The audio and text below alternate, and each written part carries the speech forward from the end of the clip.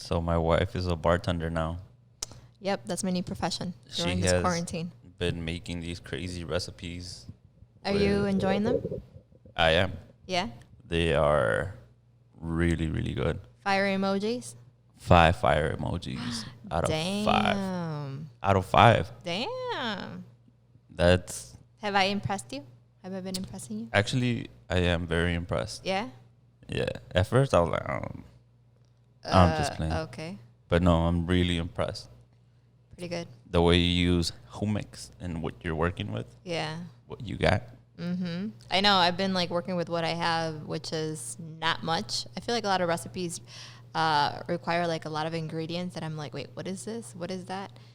And these are kind of like simple. they're very simple, but very good. Very good. Yes. So if you would like, I think so far I posted 2 on my Instagram. My Instagram is Yoane Dali. So check them out. The recent one that I just posted was the Guava refreshers. Those were really good. That shit was good. It was so good, and I was just like throwing things together, and I'm like, I think this would be good, and that, and yeah, that was really good. Definitely, I feel like it's like a perfect summer drink. It is. Hopefully, we get to enjoy a little bit Of the summer? Hopefully. of the summer. Yes.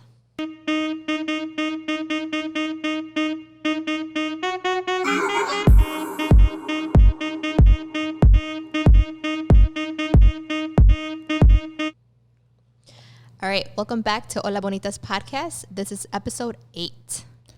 You were ready for the introduction. I was like, okay, drink this sip of beer real fast. Be ready. I feel like we're pros now. I'm We're podcast pros. Right? Podcasting life. Hashtag podcasters. But it took 8 episodes for you to be ready to do an introduction. And I can't promise I'll be ready for the 9th one.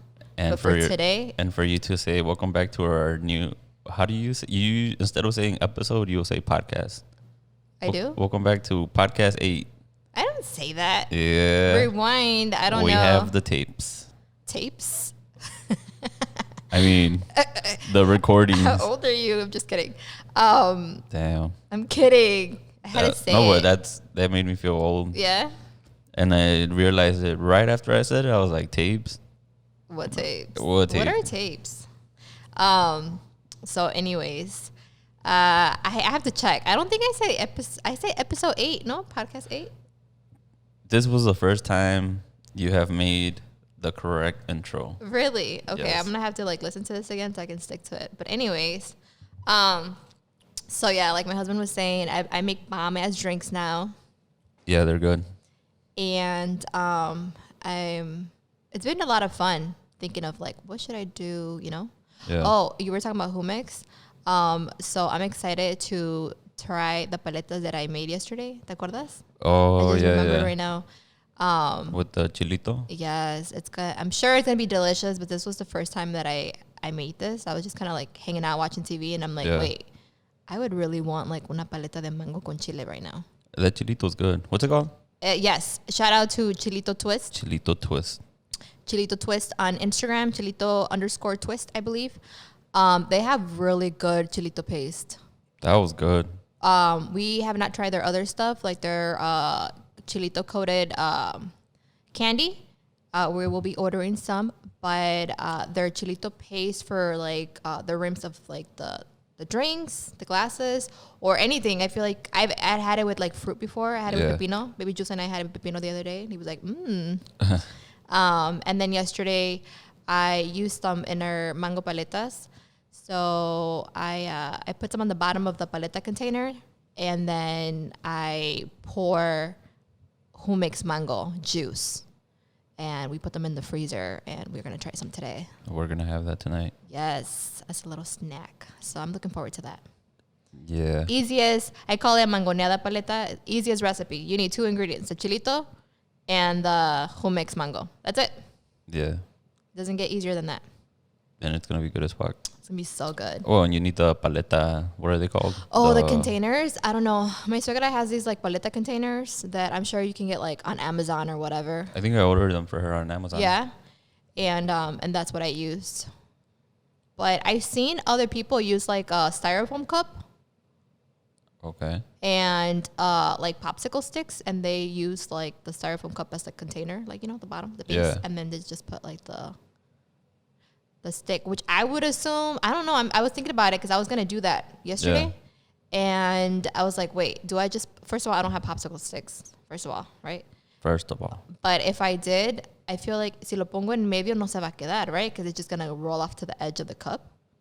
Yeah. Are you following? Yes. So, what part do they put the popsicle stick thing? Like when it's kind of like squishy, so it stays. Does that make sense? Are you no? Okay, if you have like a styrofoam cup, right? You're gonna do, the paleta. Pour your mango juice, whatever. Right. And then you're gonna stick a popsicle stick thing, the wooden sticks, right. in the middle. It's not gonna stay because it's liquid. It's just gonna like lean on the edge of the cup. So, do people put the stick when it's like a slushy, like consistency, so it stays? I think it doesn't matter, right? You just it slides to the side. This is what I was wondering yesterday when I was like, I want a paleta de mango, and the first thing I was gonna do is like, all right, I'm gonna do it on the styrofoam cup because we have that. Yeah. And then I was like, wait, we don't have the wooden popsicle sticks. I'm just gonna put a fucking cuchara. Who cares? And then me acordé, my suegra has actual paleta things. Yeah. So, but anyways, if you've done the styrofoam cup thing with the little wooden stick, let me know what part. Like, do you put it at the beginning?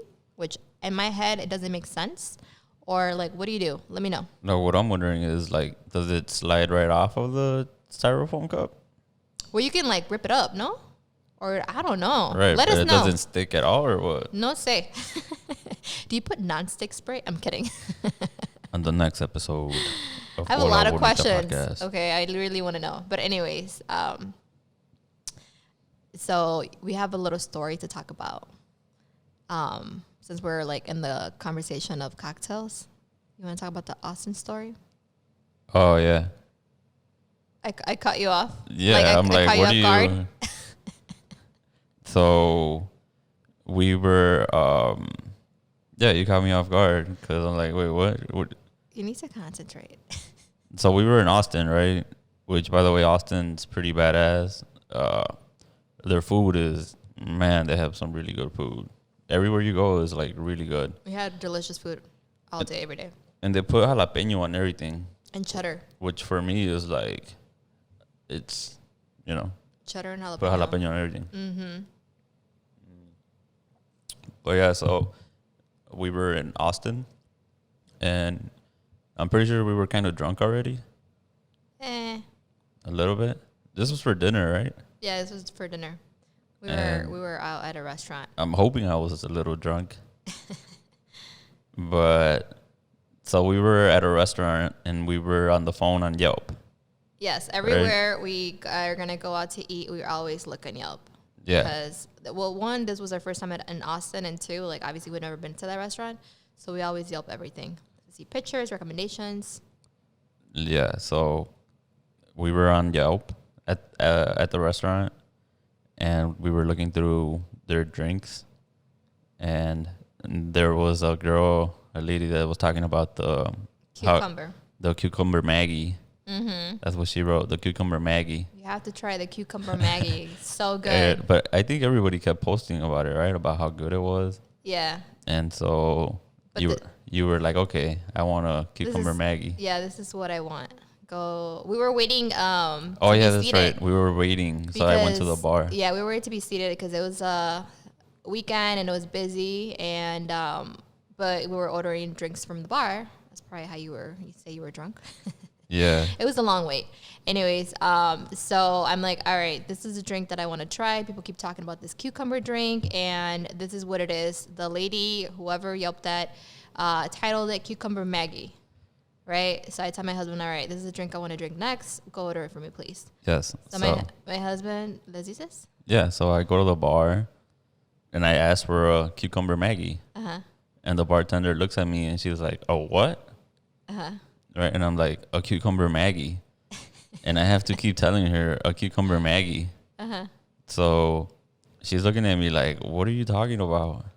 And my husband's confused, Yeah. and I don't know what's going on. I'm too far away to hear, but there's this confused look on both of their face, and I'm Yeah. like, do they not have it anymore, or like, So, what's going on? I think I showed her the phone, no? The picture? Yeah, you're like, but you guys like, yeah, because the lady was like, wait, like we don't make that, you know? Yeah. And you were like, you guys clearly do. There's like a Yelp picture on, and she was like, oh, you mean a cucumber margarita? And then I was like, oh shit, it's a margarita. But the Yelper called it a Maggie, so here goes my husband asking for a Maggie. So it never clicked to me in my head. Who calls their margarita a Maggie? I don't know. But it never clicked like, oh, a Maggie is a margarita. Well, And so I went to the bar and I was asking for Maggies. And the lady was like, why is this grown man talking about Maggies? I know. So- that was funny. It was hilarious. Yeah, I don't know of anyone that calls a margarita Maggie, but that Yelper. Which, it was delicious, by the way. It was so good. Yeah, it was good as fuck. It was a margarita, not a Maggie, but that was funny. I forgot what that place was called too. Me too. It I don't was, remember, but it was so good. It was really good. They have this really, really good mac and cheese. Remember? Yeah. Oh my God, that mac and cheese, it was so good. Le echaron chile poblano. Oh my God, chile poblano with the cheese sauce that they had. It had like a little bit of bacon. Oh my God, it was so good. It was really I good. think it even had chicken. I don't remember, but it was delicious. Did I have that or did you? You had that. I had like a fried chicken sandwich, Which was really good. which was so good. I had a couple fried chicken sandwiches in Austin, and they were both delicious. But the best one was the one at the hotel. Yes. And we were like, oh, it's gonna suck. Yeah, like I don't know. But damn, it was good. We weren't expecting the hotel to have. It was like a whatever like restaurant at the hotel. Yeah. By the lobby, and we're like, oh, we're just gonna order it, and it was the best fried chicken sandwich I've ever had in my life. Yeah. The buns, the bread buns, it had cheddar and jalapeno. jalapeno. And I was like, okay, I need to find somewhere where I could buy this bread so I can like make myself sandwiches of whatever. Yeah. And it doesn't matter because it's gonna be delicious with that bread. Yeah. But yeah, the food in Austin was. It's amazing. We got to go again just to eat. We had what did we have? We had barbecue from like a local place downtown. Oh yeah. Which, like, it was supposedly wasn't like the best, but it was good as fuck. It wasn't the best. According to the reviews, because the best ones are like those very famous ones, like Franklin's or something like that. It's called. Remember, but you have to wake up at like 5 a.m. and go Also, yeah. get in line, and we weren't gonna do all that. So No, and also we were there for like 3-4 days, right? Yeah, 3 days, I 3 think. days. And it was I went for a hair event thing. Yeah. For the Behind the Chairs Hair Awards, and we ate lunch, and it was like I had an hour break, so it was for we had to like eat nearby. Yeah. Oh and yeah. it had That's to what be happened. like it was like limited time, so that's why we ended up eating there. But everywhere we went out to eat during lunch was so good. So my wife was Sorry about that. So my wife was over there doing her thing for her. She got nominated for an award. Yes. And so they had like all these little events. So I had to be on my own while we were over there. And I rented a bike and I had my camera. He was being a traveler. A tourist. A tourist, there you go.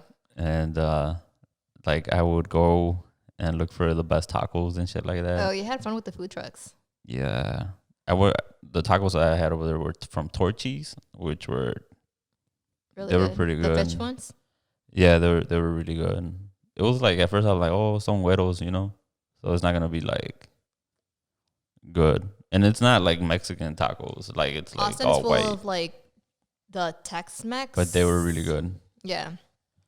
But yeah, I didn't have that. I don't eat seafood either way. So shout out to Austin. Yes, we will be back. We're gonna take a short break, and then when we come back, we have a special guest today. We have another guest. We've been having so much fun with our guests lately. It's been really cool, like getting to know their story, and I'm excited for this one too. So Also, wait, shout out to Yvonne, our previous guest. yes.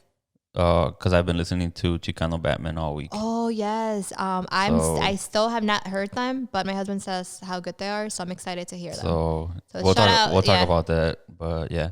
All right, cool. We're taking a quick break, and then we'll be back with our guest. Hola, this is Joanna. Thank you for listening to us. We're just getting started, so if you're enjoying our podcast, please tell your friends about us. Gracias. All right, we're back. Welcome. We're happy to introduce today's guest. She's a Puerto Rican photographer from Jersey City, New Jersey. Thank you for joining us, Ashley Carmenatty. Carmenatty. Sorry, I was like, I know I'm gonna probably fuck that up. No, that's all right. No worries. It's a weird last name. Where is it from? Is it Italian a little bit, or? I believe it's Italian, but I can't really tell you. So my real name is Ashley Carmenatty Bonita, but okay. it's because it's my father's last name, so it's Carmenatty, and I think it might be Italian, but I'm not sure. I think yeah. Yeah, that sounds Italian. Like, we're gonna do the intro for her. Oh, your intro music.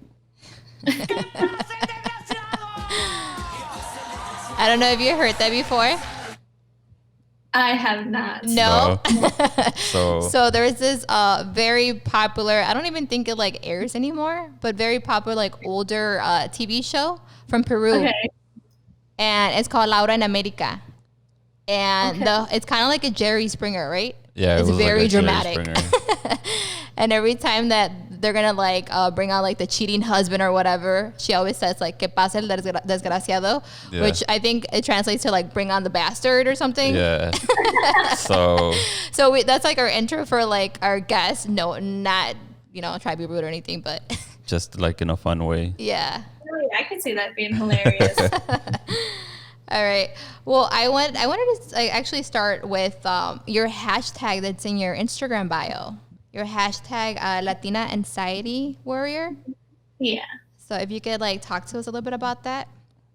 Well, I think in mental health community in general, it's mostly based off of like white people and their health and growing. And I think as being a Latina, mental health is very, I guess, taboo, not talked about too much. Yeah. And I wanted to kind of gravitate more towards the people of Latin descent or people who, lived in Spanish-speaking families or were of Spanish descent, who understood how it felt to be in a family where mental health wasn't talked about. My first hashtag was anxiety warrior, but then I realized like I'm not really connecting with the people that I'm trying to connect with, which is my Latin heritage, just the people who truly understand. Yeah. And when I would go to therapy, I was usually with people who were amazing therapists, but they just didn't understand the cultural references to being Spanish. Mm-hmm. And they would always say things like, oh, maybe you can just talk to your mother, or just things that like made no sense if you're in a Spanish family, that like, that if you were to bring something up, it would just, all hell would break loose. So I wanted to create this hashtag to show people that like, especially of Spanish descent, that it's okay to have a mental illness and we can still live a really great life with the mental illness, and that it's okay to talk about it. Mm-hmm. I like that. That is so true. Like when you mentioned that right now, I was thinking of like growing up, especially as a teenager, if I had an issue, I couldn't just sometimes like go to my mom because she would be like, wait, like tough it up. Or like, we would get a lot of the tough love. Yeah. Like, oh, don't cry over that. She would always be like, whenever I would like cry over something that was like maybe like stupid, she would always be like, cry the day that I die. Like, don't cry over that. Yeah. She would always say that, or she always does that to this day, I should say. But yeah, that's very, very true. But I like that. I'm think like the way that you were talking about that. I'm thinking like, oh, we're Mexican. I'm a guy, so just imagine like all the machismo, things that are like, that we're not supposed to talk about, or we're not supposed to have feelings, or my fiance is Dominican, so we grew up with each other, and it was always like he couldn't be sad, or like he would have to be the man of the house and not actually be able to be, expressive, because men aren't supposed to be expressive in their emotions, especially Spanish men. So it was like, how could we try to break that stigma you know, in our culture, and show our families that like, no, mental health is really important. And it's not about like bonchichera, like, you know, making our families be talked about negatively. It's just to make us heal. And like you were saying when you were telling me how that you would cry for random things and your mom would give you tough love, it was the exact same way. I was either considered an attention seeker, or I was just a crybaby and I was too sensitive, and no one really wanted to give me that comfort that I needed as a child, to know that it was okay to feel the way that I did. Yeah. That leads me to the next question of, you were talking about the mental health stigma in the Latino community. What are some things that you've done to like overcome that, you know? Yeah. So when I was growing up, no one wanted to help me with my mental health journey. I had to figure all that out on my own. And as a teenager, you're already experiencing so many other things. So it was a horrible journey. I would never wish that upon anybody. So what I promised myself was that I was always going to speak up about it, even if it made me scared to speak up. Even if my voice was shaking, I was always going to speak up about my mental health and what our community is doing that's not helping us to be able to talk about it. So what I do now is I just talk. I make sure that if other people are feeling the same way, they know that they're not alone in this journey, and that it's okay to feel the way that you do, because it's not like you're crazy, or as my grandmother thought, that I was like possessed, because that was something else, right? Like, Right. I was possessed with the devil, and all you had to do was just pray it away, and your feelings would be perfect and well. And that was totally not the case at all, because it's a chemical imbalance. It has nothing to do with spirituality and faith. It has something to do with our brains. So I always try to educate people as much as I can, because at the end of the day, I'm just a normal person who's only doing as much as I can. But I just want people to know that if we keep talking about it, if we keep being vulnerable but powerful at the same time, that maybe the younger generations won't feel so alone and so scared of being who they are and what they're feeling at those moments. Definitely. I feel like it's really important to be the voice, you know? And I feel like I follow you on Instagram and I see like what you post and stuff. And I think that's great that you're using the Instagram platform to do that and to communicate with other people that are going through similar things. Yeah. So I was thinking like, so being Latina, you not only have to deal and overcome, you know, the mental, what is it, hurdles or on their own, but then you also have to deal with, you know, the Latino stigmas and growing up with, you know, the things that your grandma, your parents believe in, and it makes it a lot more difficult. So it does, because you feel alone, right? Yeah. Like, all my cousins were okay, my family were okay. I was the only one that just felt too much. So I always felt like I didn't belong. And because I was raised in a very, like, my mom was a very strong woman, so no tears, no fear, nothing. And it was like I was the total opposite. So I never felt like I belonged, because it was so hard to connect with them, because I'm like, well, I believe I'm a good person. I believe that I'm not bad. So why would God do something like that to me? You know, am I not doing it right? Am I not praying hard enough? Like, what am I not doing to, you know, be able to see life the way that other people did? And I had to realize at a very young age that the way my brain worked was not the same as how other people's brain worked. And the ironic thing is that when I started talking about it, I had my my cousins starting to be like, wow, you know, we kind of also felt that way too. We just didn't understand it. And it's like we started being more aware that maybe mental health issues do run in our family. And I think that it was something important for me to realize that, wow, maybe we can fix this. Maybe we can change this generational trauma that is in our family, and actually talk about the complicated things. How old were you when you like starting or started to, I know you've mentioned you talked to like a therapist, right? So how old were you when you started to do that?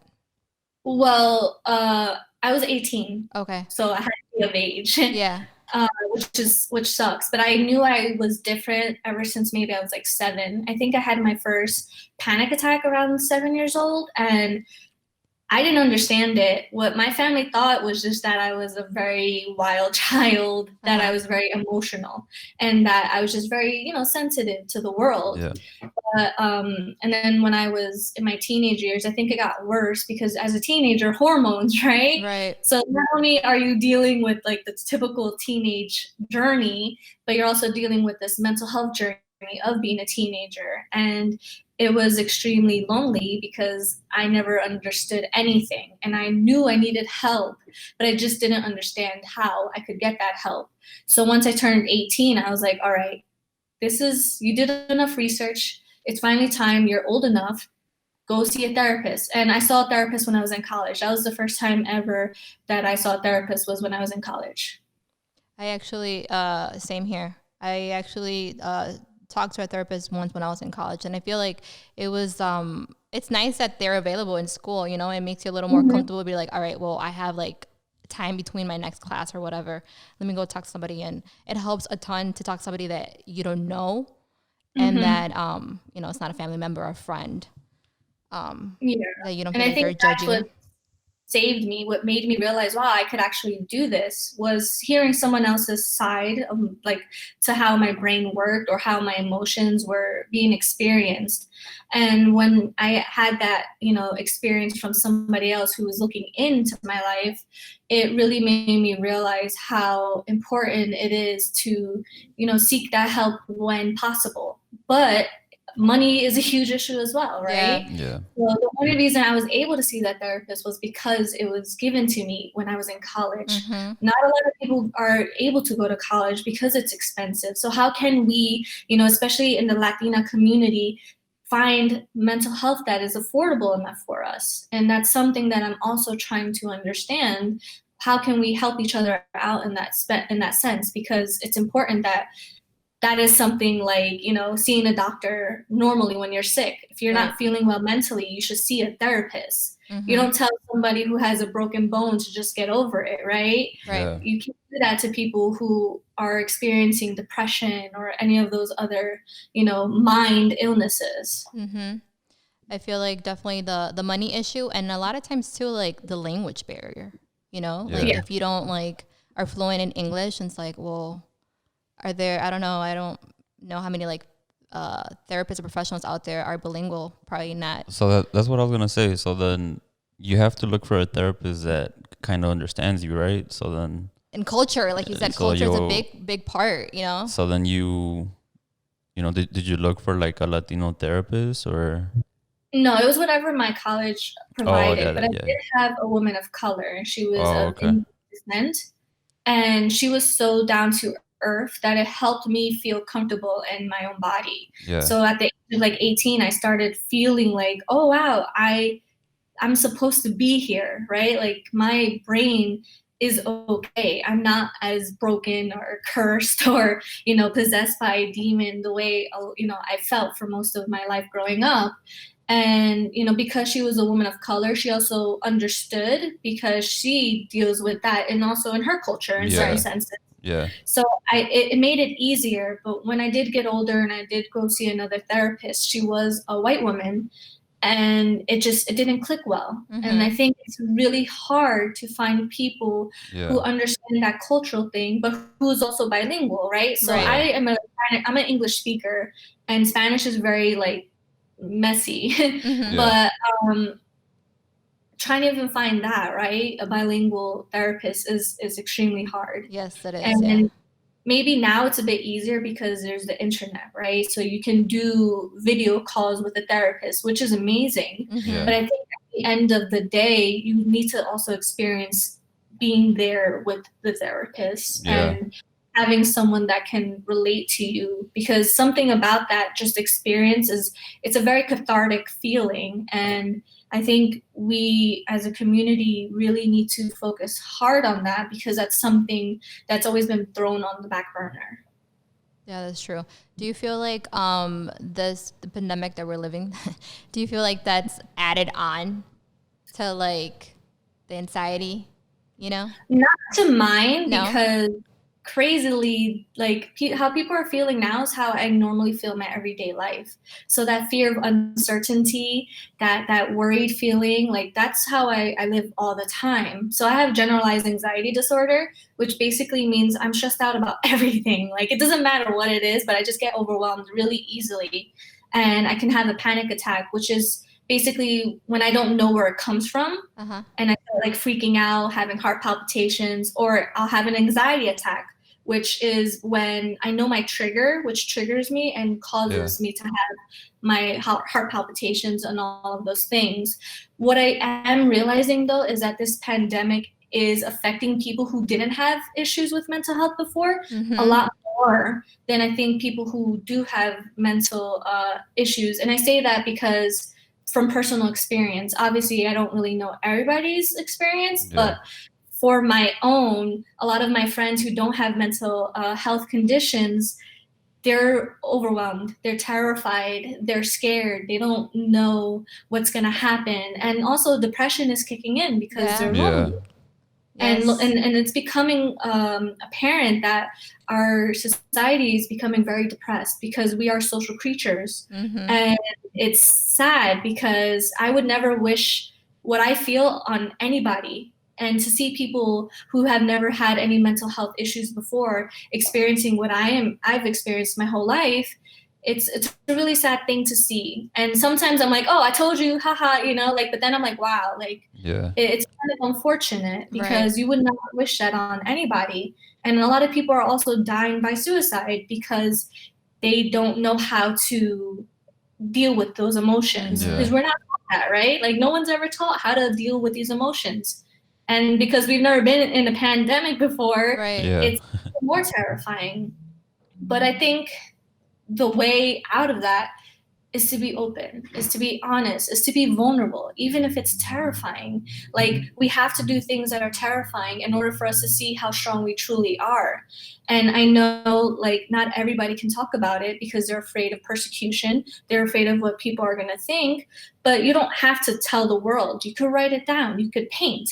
Just do things that will enable you to kind of like realize that it's going to be okay. Maybe not right now, but we're all in this together, so we're not alone. Yes, I always think about the children. I feel like this is going to be like huge for them too, Yeah, if their parents aren't doing what they need to, then totally, I think, especially kids in really bad family situations, this will probably affect their mental health. And we're not going to see the effects it has until maybe 10 years from now, maybe even 5 years. And we're going to probably have younger kids who are going to experience a lot of mental health issues because of the situation. Yes, I agree. Yeah, that's something that we've talked about that. We have he's 19 months now, a 19-month old. 19-month-old, so I always think about like how he's being, how this is affecting him, going from like normal life and doing like our normal routine to like, all right, we haven't like visited my parents. We haven't like my sister-in-law who lives nearby. She'll walk her dog and like say hi through the window, and my son's probably like, wait, why can't I go like hug her? So like little things like that. I see that he's like adjusting to it now. And like before he would like freak out and cry because he will see, my sister-in-law outside and he's like, well, I want to go. And it's like, no, you can't. And he's like not crying anymore, but I'm like, it's definitely, it threw him off from his like normal routine for sure. Yeah. And I think we also have to give credit to parents, right? Because this is something new for everybody. So they are doing as much as they can, as well as taking care of their own mental health. So it's like, it's a very terrifying time because not only are you guys worried about your own health, but you also have to worry about the health of your child. And you don't know what these effects are going to have onto them. What I can say though is that children are they're like sponges, right? Oh yeah. So I mean, I was a sponge as a child. I experienced so many things that people said children don't experience because they're not aware, but that's wrong. Children are very intelligent and they know what is happening. So, for example, I experienced 9/11, and that's probably where my mental health went extremely downhill, was because, you know, I saw the planes fall down and everything, and it really affected my mental health. But people were like, well, you know, you were only 11 years old. Like, what did you really know about death? And it's like, that's not fair, because even as an 11-year-old, I knew what death was, you know? Oh, Yeah. So it's just to be aware, right? Of like, even like a 19-month-old, I'm sure, like you said, you saw him Oh, yeah. changing and Mm-hmm. Yeah. acting. Mm-hmm. So it's important that, you know, we're all aware of that it's affecting everybody, even the children, you know? Yep. Yeah. 9/11, I feel like when you were talking about 9/11, I'm like, I could always remember exactly what I was doing, where Yeah, was I me too. at that time. I think I was, how old are you when you're in 7th grade? Like 12? Yeah, I 12, think. right? Yeah, so I think I was like 12 years old. And 7th grade. yeah, but that's crazy. So you actually, you witnessed that? Yeah, so Yeah. my classroom faces the city. Oh, wow. And I'm sorry? I said, oh, wow. Yeah, so it faced the city, and my mother used to work there, actually, so it was a very uncomfortable feeling, because I thought I was an orphan basically after it, because no one came to pick me up. It was like maybe 5 hours when someone came to finally pick me up from my school, that I was like, oh, okay, I'm not an orphan you know. Yeah. But for Yeah. those 5 hours, I thought I lost everything, Oh my because goodness. my mother went to the World Trade Center that day, and thankfully she overslept, so she didn't even make it to the city. But Jersey City is literally 10 minutes away from New York City. Oh, okay. Oh. And where I live, you can see where the World Trade Center is. And we experienced it probably just as bad as New York City did, because when the towers went down, the smoke also came to our area. That's crazy. And it was just very, like, I was able to, like you said, you know where you were, what you were Right. doing. Like, I feel like I even remembered what I was wearing, because it was that pivotal in my timeline. Yeah. Yeah. And it definitely, people don't realize it now, but if you notice, our people in our generation, a lot of us are probably overwhelmed and anxiety ridden, but we don't talk about it. Mhm. And it's because our generation did experience trauma, but people don't realize it until like decades later, that wow, this generation actually experienced something that changed their lives forever. That's And true. people aren't realize, yeah, and it's like, it's horrible that it has to be so long for people to realize. But Yeah. a lot of people I knew who also experienced what happened are anxiety ridden, you know, adults. We're always worried about what's going to happen next. And, you know, it's unfortunate that it's like that, but you know, life can be very terrifying. I never looked at it like that. Right? Because we witnessed it from over here, you know. So, like I was in school. Were you? In school, yeah.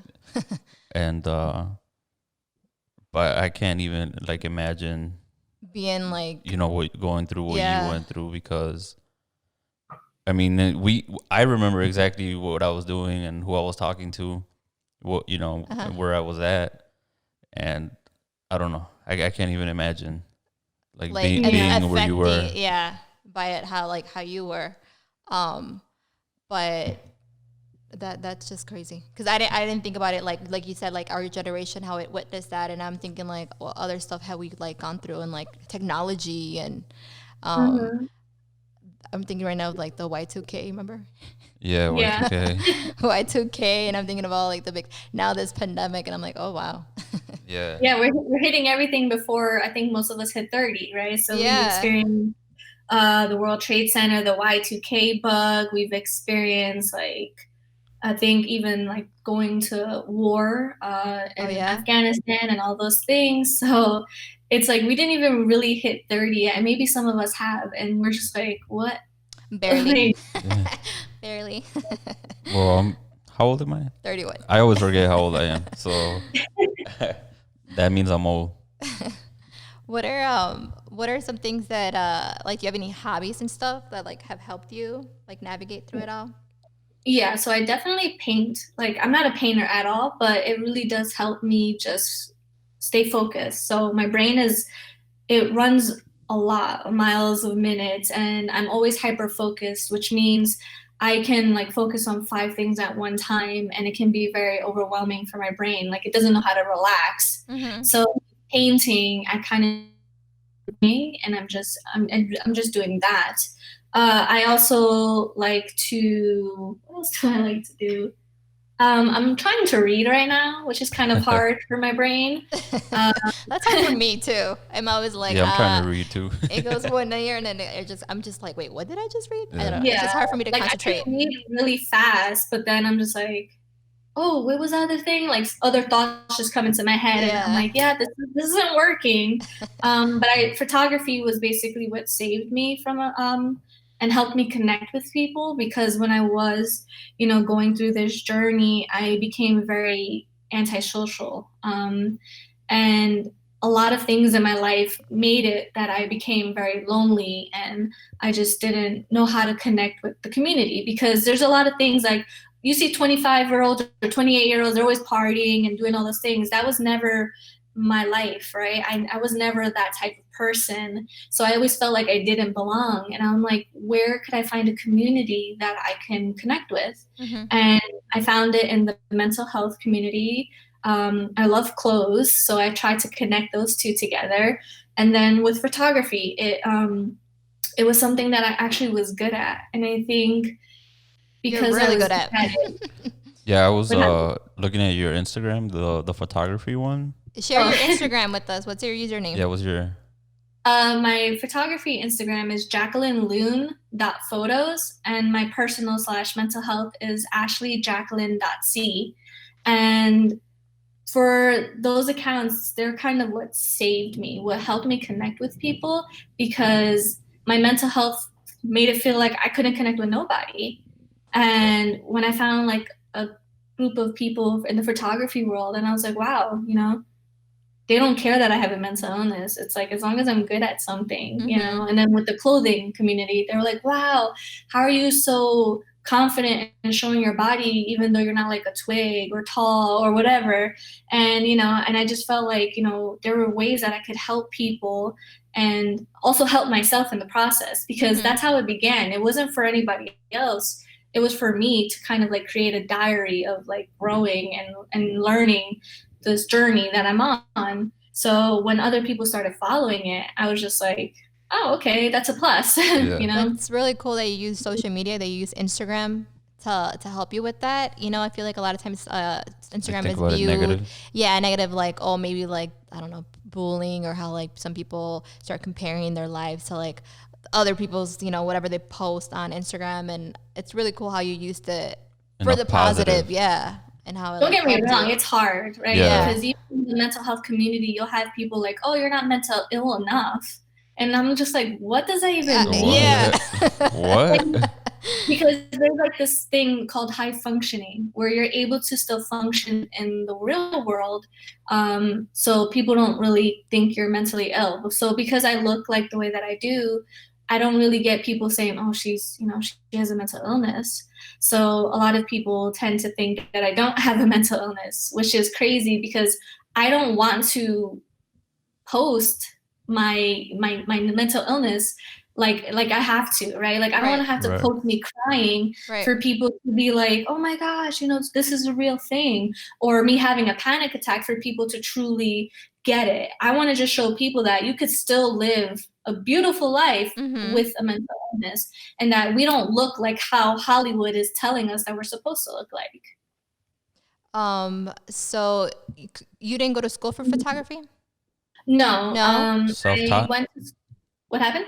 Self-taught? Yeah, I That's was awesome. My mother played with the camera when I was younger, and I was just like, oh, I want to do that too. And then basically it was like, no, you got to go to college. So I went to college for anthropology, which is basically the study of culture, of people and culture. Yeah. And then I minored in art because I didn't know what else I wanted to do. So I just played around with paintings and art, and I'm still not good at it. But that's when I decided, like, I want to go back to what made me more passionate. So once I was done with college, I became extremely depressed because I couldn't find a career in my degree. And I graduated in 14. So it was like, you'd expect yourself to be able to find a job right then and there, right? All my life, I went to school. That's all I knew how to do. So once school was basically done, it was like, now what? Now what do I do in my life? And I felt like I already couldn't connect with the world. So I was like, I can't keep a normal job. I don't know how to do normal things. And I became extremely depressed. And I was like, maybe I'll just, you know, do small jobs here and there, and I'll just start taking photos again. And that's basically how it started. That's awesome. That's so cool how like you taught yourself. Yeah. What was like the hardest part about that? Or like how did you do it? Like YouTube or?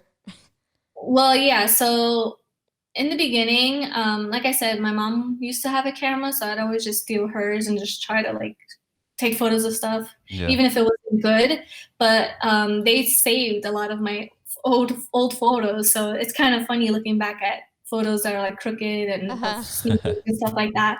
But basically, what I did was I did go on YouTube, and it was just like these two people at the time that were only focused on photography, and I just basically cut myself off from the world and just studied all the time. Like even to this day, I'm still studying photography. To this day, I'm still learning because I'm never going to be like the master. I'm always going to be the student. Right. And I think that's what I love about photography. I can always learn something new with it, and I don't want to stop from learning. But it's been a hard journey just because, again, I have a mental illness, so it's harder for me to connect with people. And photography is a very people-driven job. So it definitely throws me out of my comfort zone constantly. And I think that's important too, to be thrown out of your comfort zone. Definitely. So that you can learn and grow. What type of photography do you do? I do portraiture, lifestyle, and I do mostly everything, but those are usually like my main focuses. And I also help small businesses, and I take photos for their Instagram accounts. Oh, that's really cool. Your portraits are really good. Yeah, they are. They're really good. I was checking them out. Right now I'm doing like editing contests, so it's basically editing other photographers' photos and making them better. So that's really fun. That's been helping me out throughout this quarantine because I had no photos to edit. So having other people's photos, like that's what I mean about like the photography community being such an amazing group, is that like we are giving people photos to edit, and then sometimes you can win things, sometimes you can, you know, work together. It's an amazing thing. That's really cool. What do you shoot with? What camera do you use? I use a Sony A7R III. So this is, I would say this is my child because I don't have kids. So, I mean, I have 2 dogs. They're also my kids. But my camera is my baby, and she helps me connect with people. Yeah. I hear really good things about that camera. The Sony. Sony's a good brand. I think it's innovative. It's up there, but it's also really expensive. So I was before the whole pandemic thing started, I was starting to get into photography. So I was like looking at YouTube videos, like, you know, until like 2 a.m. and trying to learn and just like, you know, the basics and stuff. And then the pandemic happened, and then we've been working a lot, and I haven't had time. But you really enjoy that. It's really something, like that I actually like. Because when you think about it, like I'm 31, and I'm like, what hobby could I have that I actually enjoy? And I didn't really know about before, but photography was like, oh, this is cool. Like there's so much to learn. Like the camera settings, the lighting. It's not just like, let me get a nice camera and it's gonna look nice. It's so crazy how it is, and I'm only learning. It's very technical, but creative as well. So it's like both of the worlds come together and create this like masterpiece. I remember that camera that we bought for my hair pictures. I'm a hairstylist, and I feel like as a hairstylist nowadays, you know, thanks to Instagram, like we've had to be like self-taught, like hair photographers, you know. And we bought this camera. I forgot what kind it is for my hair pictures. Remember the Nikon? Yeah, that one. and I gave up on it. I never like understood how to use it. And I No. remember the first pictures were so bad. Remember, like, Yeah, It we was were like- actually looking at. It was videos though, right?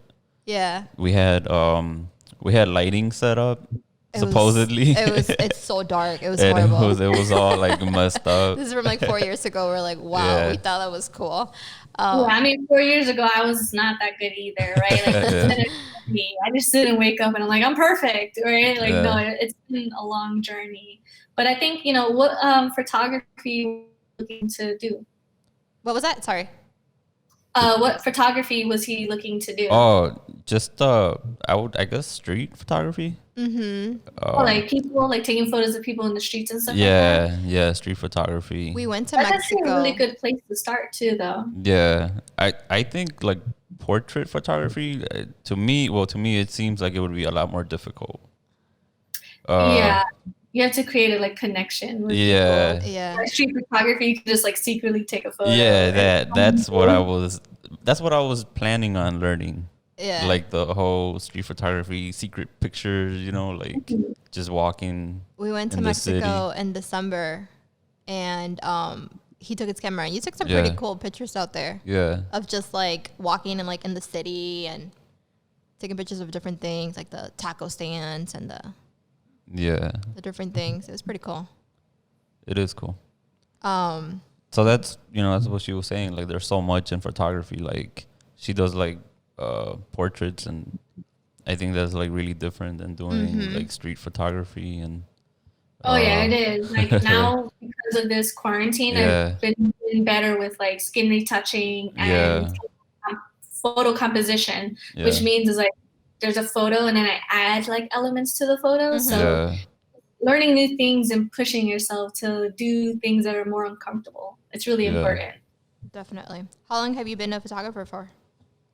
Professionally, since when I got my LLC, which was 2018. So, but like in my heart, probably ever since I was a kid. Yeah.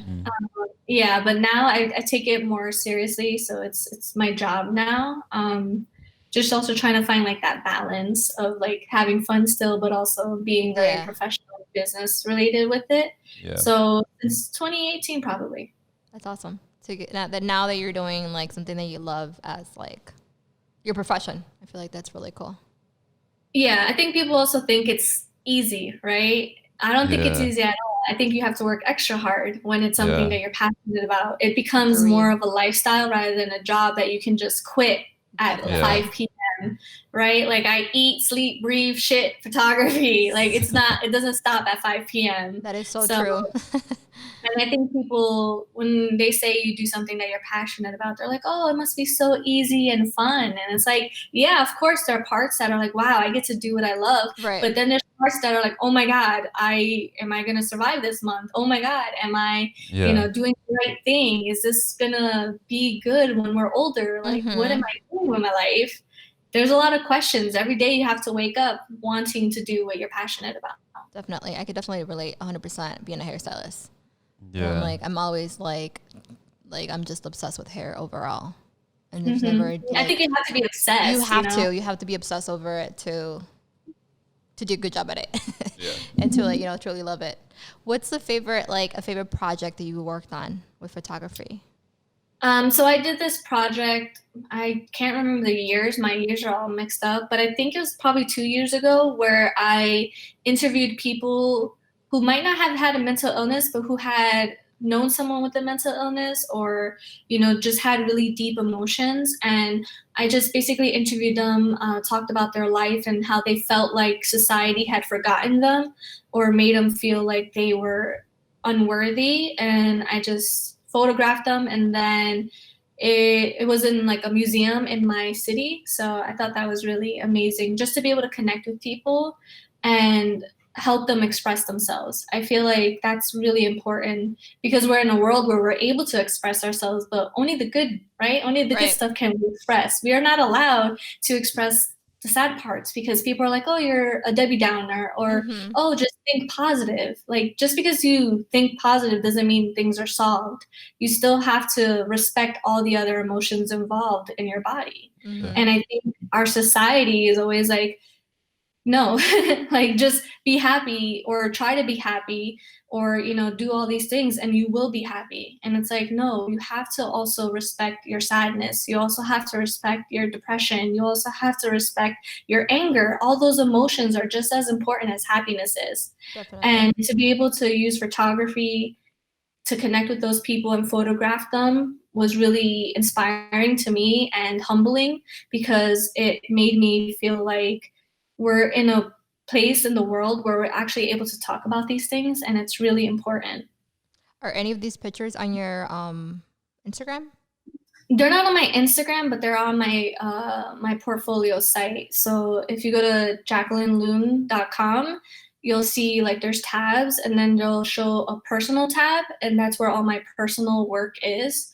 And it's just photos of like I did a series of masculinity, but showing a Black male who's my friend, and I didn't think he would do it, right? Because I was like, oh, I'm gonna put like a pink backdrop and butterflies on him. And he has like these muscles. So I thought he wasn't gonna do it, but he was all for it. And I wanted to show that Black men are soft too. Black men have feelings too, because society always pins them as these monsters, as these aggressors. And it's like, that's bullshit. So I wanted to be able to show that in a different way. And then there's other photos like where there's like a cloud covering the faces of people. And those are people who know other people with mental illnesses or are still too afraid to show people that they have mental illnesses. But I still wanted them to feel like they were a part of something. And just to be able to talk to me about their experiences was, important for me. So that's like another series. So if you look on there, you'll see all of my like. Is there a link on your Instagram to that to your portfolio? Is there like on the Yeah, so my personal page has my my portfolio, and so does my photography page. Once you like click it, it'll just show you all my work, and yeah, you could just navigate it there. That's awesome. Definitely gonna check that out. That sounds really so cool. Yeah. Yeah. That would definitely be like a I'm gonna check it project. out. Yeah. How has the pandemic, like how has your business been adapting to the pandemic? Because I know like you mentioned you have to like see people and stuff. So is there anything that you're doing that I'm on carry on your hold? 100%. I'm not working right now, which is terrifying. Yeah. My fiance, thankfully, is holding the what is it called? The fort for us right now, which I'm very grateful for because this made a lot of people think like maybe we shouldn't have small businesses. And I think it's the total opposite. I think it's making us want to work even harder and realize we're necessary in this world. Yeah. But it did stop me 100%. I know other photographers who are doing, they call them stoop sessions, which they shoot like 6 feet apart on a family's stoop. Yeah, I've seen that. It's very controversial in the photography community because we're like, if none of us can work, why can't you work? Yeah. But then, also some of them are doing it for good causes, right? They're using that money and they're giving it to like nurses and hospitals and even homeless shelters that need it. So there's always two sides to every story. Right. But unfortunately, I'm 100% not doing anything except editing and, just trying to figure out my next step. That's good that you're still using the time to, like you said, you've gotten better at the editing stuff. So that's like a good thing about that's coming out of this. Yeah. What photographers would you say inspire you? Oof, that's so hard because you have a ton? I try not to look up to people, right? Like I try not to idolize anybody because at the end of the day, we're like the ones we're supposed to idolize, like right, like root ourselves on. But there are people that I'm like, I kind of like their stuff. So there's this guy. I don't know him at all actually, but he's called the Tog Father, and his work is like art, and it's amazing and beautiful. And the way he captures like the essence of a woman it's fabulous. Then there's also this other woman. Her name is Brooke Shaden. And she does conceptual photography where like she'll take self-portraits of herself and then add elements around her and create a story. And it's a lot of work. I'm like, I can't even do it's so hard to do a self-portrait. It takes hours. So for her to be able to do all of that, it's very inspiring. And again, I have friends that are photographers, so I look up to them as well because, they push me. And I think it's important to be pushed by people and have people who lift you up rather than not do anything. So Any advice to any aspiring photographers, anyone interested? do everything. Don't just focus on one thing, even though it's important to be, 100% good at something. I think don't limit yourself to to anything. Just do it all and make sure that you're given 110%, right? Because anybody can be a photographer nowadays. In this generation, like even freaking influencers are learning how to edit their photos, stuff like that. So it's like we still need to create a space for ourselves. So we need to learn everything, not just one thing. Like don't only do natural light, do off-camera flash photography, do studio photography, do boudoir one time, do family another. Just make sure you're doing everything. And then when you realize what you really like, that's when you can kind of focus more on that area instead. And I think also people can't half-ass shit, right? Like you have to be 100% with this stuff. It's not when you're passionate about something, like we were saying before, you have to be obsessed about it. And it's not healthy. I'm not saying that's a healthy mentality, but you have to truly, want to learn this stuff and not just be like, like I'm gonna do this like for a little bit and then question like, well, why am I not where I'm supposed to be? You're not where you're supposed to be because of yourself. Like don't blame anybody but yourself. So push yourself, even when you're tired, even when you're uncomfortable. And then when you get to a place where you're okay, that's when you can enjoy it. That's a really good advice. Yeah. All right. We have a few other questions that we want to ask. They're more like what I call fun questions. So I want to know what's your favorite restaurant in Jersey City and your go-to order? Okay. I'm a very picky eater, so this is hilarious. Oh gosh. It's funny. So as of right now for this pandemic, I'm obsessed with Popeyes. I've never had Popeyes before. Yeah, so I've never had Popeyes before because I don't really like chicken like that. Yeah. Okay. But I'm obsessed with their like chicken sandwich thing and it's so good. But it is really good though. Normally, I like damn, I can't even remember it because it's been like 2 months since I've been out. I like there's this Japanese place called Domo Domo, and the food there is amazing. It's Japanese sushi and fusion, and it's so good. I eat this black squid ink pasta, and I've never tasted it before in my life until one time, and now I was like so obsessed with it, and I even dream about it sometimes. Like I really miss it. But that stuff. And then there's this ice cream parlor called Toricos in my area, and it's from Spanish Puerto Ricans that moved here, and I just love ice cream. So me too. So the Jersey City pizza is like the food there, right? Or no, I think that's New York. So New York has like that $1 pizza stuff, and it's amazing. Since we're so close, we're similar in that world. But I think here we're such cultures and diversity that there's a lot of good food here, different types of food. Like we have in my opinion, like there's way too many taco spots, and some of these taco spots are not taco food, like Mexican food. It's just white people thinking it's Mexican food. Some of those. And I'm like, y'all, like this is not Mexican food. This is, what are you doing to this? It's horrible. But then there are some taco spots that are like, damn, this feels like home food, like it hits you in a different way. Yeah. I've never been to the East Coast. So it's definitely definitely somewhere that we want to go. But no, I've never been we're in the Midwest. We're in Illinois, and then we've been out to the West Coast, California. To the West Coast. Yep. Yeah, we're totally different from the West Coast. Yeah, we're planning on going to New York. Yeah. Sometime. We were watching, what was that show? Ugly Delicious? Yeah, that's why I was asking. Because I don't know if you've ever seen that Ugly Delicious on Netflix. I have not, but I think I saw the preview of it where the food looks weird, but it's really good. I think that is the preview, but that's not really what the show is. Yeah, it's a bad preview.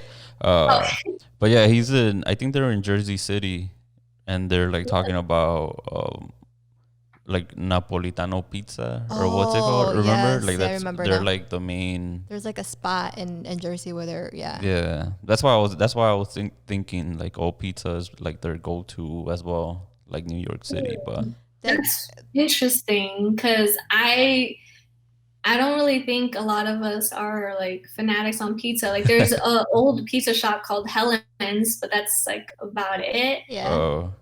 I'm a little confused by that. I should definitely well, check it You should watch that show. Yeah, that guy. What's his name? Dave Chang. Yes. I think he lived in New York, and so he's always like in the East Coast, like featuring restaurants and chefs, Yeah. and so we're like, okay, we got to go to the East Coast and eat here and eat there, and Yeah, definitely there's a lot of types of food to eat here though. And I think that's what I love about Jersey City so much is that the food is phenomenal. Like there's this another place that I just remembered right now called Ani Ramen, and it's a ramen restaurant, and they Oh, have bao buns, and it's so amazing. And just like the food, what they're doing now is they're also a nonprofit, so they're giving food to home families that are less fortunate, and I oh, think that's that's also good. amazing. Like our Yeah. community here is so powerful, and I'm really grateful to be able to be around a community of small businesses that are wanting to help each other out. So definitely come here because there's so Yes. many types of food that you guys can taste. That's yeah. awesome. We gotta go. Continuing with the food talk, what is your favorite Puerto Rican food? Okay, so I like maduro a lot, right? Like I Uh-huh. can eat that all the time if I want to. But then I also like camarones al ajillo, which is what is it? Shrimp and garlic sauce with Yeah. yellow rice and beans. And then there's this drink, and the name is like passing me right now. It's like an orange juice drink. Uh-huh.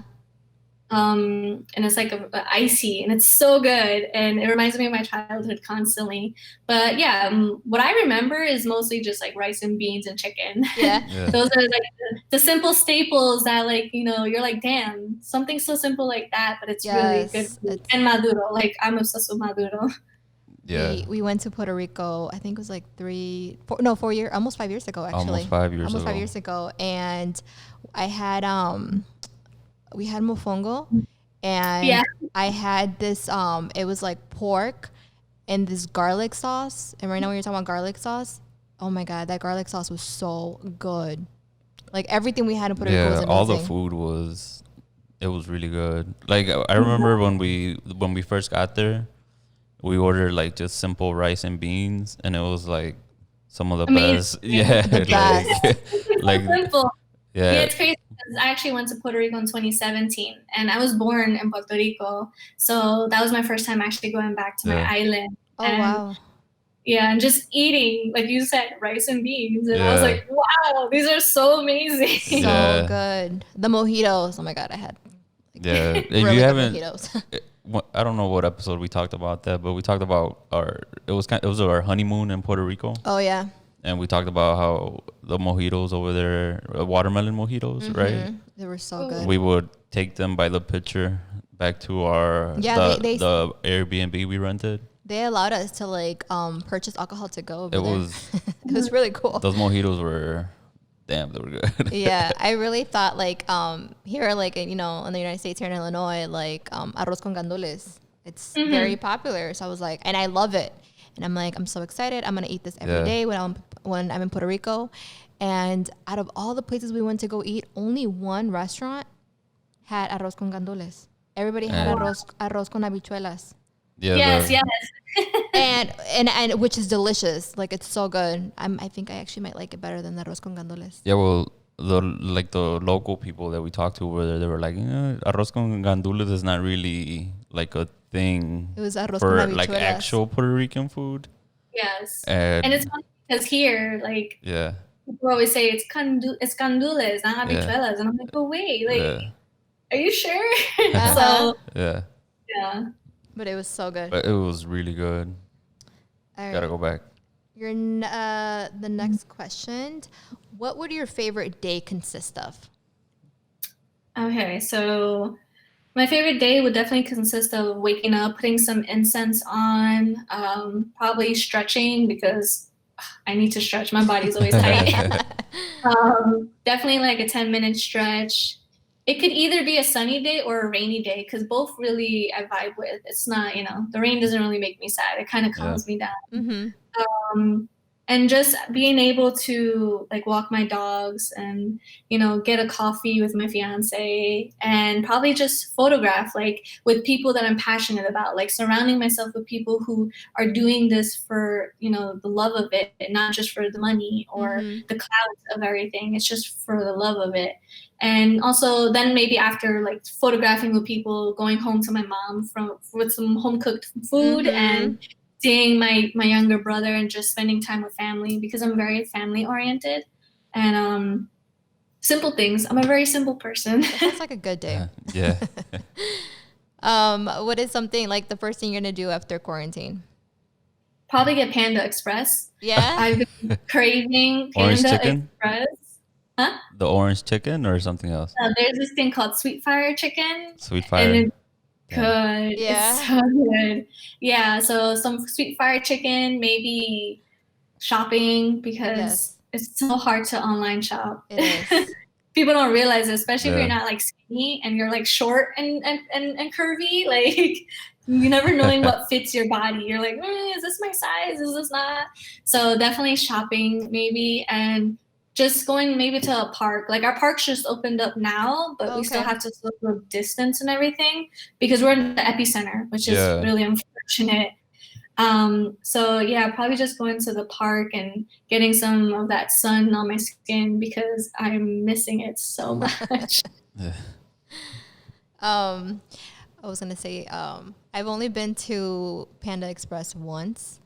Yeah. And I'm trying to think of what did I order? I don't remember, but you didn't. I had a bad. I have to go again because I had a bad it. experience with Panda Express. I used to get the orange chicken and then the walnut shrimp something. Oh yeah, from that was good too. Yeah, that's good. But what's the one that you were talking about right now? Sweet Fire. Sweet Fire. Okay.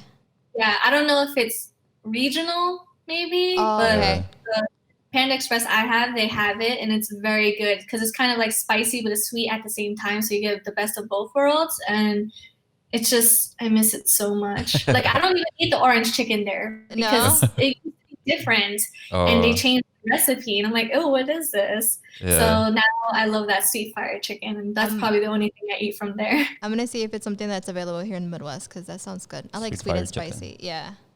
Yeah, it's good. Is there anything that I should have asked that didn't? Anything else you would like to share? No, I think you guys are doing amazing. I'm so excited and grateful and blessed to be able to be here and meet you guys. And yeah, I think this was amazing. Thank you so much for joining us. Your necklace, where is it from? I love it. Oh, okay. So, excuse my Spanish because it's really bad, but I got this from Hija de tu Madre. So, amazing company, Latina-owned company. I believe her name is Patty, the owner. And I also got my bruja earrings from there. Oh, yes, yes. I've seen them on Instagram. Yeah, I got them for Christmas. So I was like, oh my gosh. But yeah, I love it because it's all cultures, right? All Spanish cultures coming together in this one like little business, and to be able to support each other and root each other on, I think and also taking back like what makes us who we are, because like nameplates have always been like a Spanish thing, at least from what I remember growing up. I had one. I had one growing up, yeah. And also like being a bruja is like finally becoming an okay thing, where I think back then it was very like, no, that's so bad. That's un devil right there. Like, so I think just being able to like, just express myself through this stuff. And, when people are like, oh, what does that mean? Or what is that? Like, I love just to like teach people and show them. I love it. I love that necklace. One thing we didn't talk about was your, you did a TED Talk, right? Oh God. Yes. I watched it and I liked it. So really, they screwed me over, unfortunately. Why? So. You think so? I had a paper and I was supposed to read my stuff from the paper, and they told me, nope, you can't use this paper.